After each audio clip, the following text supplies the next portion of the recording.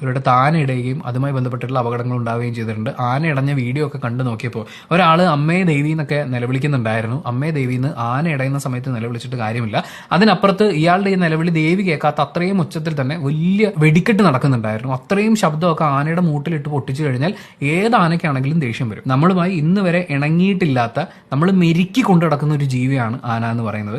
അതിനെപ്പോഴാണോ temper തെറ്റുന്നത്, പ്രത്യേകിച്ച് ഇത്തരം വലിയ ശബ്ദങ്ങളുള്ള വലിയ ബഹളങ്ങളുള്ള ആംബിയൻസിൽ ചിലപ്പോൾ അവരുടെ പിടി വിട്ടുപോകും. അതിന് ആനയെ കുറ്റം പറഞ്ഞിട്ടൊന്നും കാര്യമില്ല. ഇനി ലോക കിഴങ്ങന്മാര് ചിലരുണ്ട്, അവർ പറയുന്നത് ആനയുടെ കുറുമ്പാണെന്നാണ്. എന്റെ പൊന്നോട് നിന്നോടൊന്നും പറയാനില്ല. പക്ഷെ വീണ്ടും പറയുന്നത് ഏതൊക്കെയോ അമ്പലങ്ങളിൽ അവര് റോബോട്ട് ആനയൊക്കെ കൊണ്ടുവന്ന് എഴുന്നള്ളിപ്പ് നടത്തുന്നുണ്ടായിരുന്നു.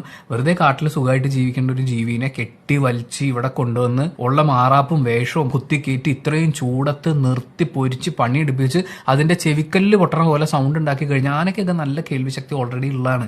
അതിന് ഇത്രയും വലിയ പടക്കം പൊട്ടിച്ചാൽ ആന കേൾക്കുള്ളൂ എന്നൊന്നുമില്ല.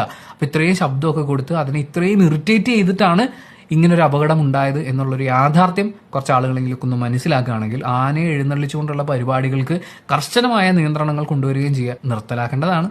പക്ഷേ ഈ ആനസ്നേഹികൾ എന്ന് വിളിക്കുന്ന ആനദ്രോഹികൾക്ക് അത് പറഞ്ഞാൽ മനസ്സിലാവില്ല. അതുകൊണ്ട് കർശന നിർദ്ദേശങ്ങൾ, നിയന്ത്രണങ്ങൾ കൊണ്ടുവന്നേ പറ്റുള്ളൂ എന്ന് വീണ്ടും ഓർമ്മിപ്പിക്കുകയാണ് ഇത്തരം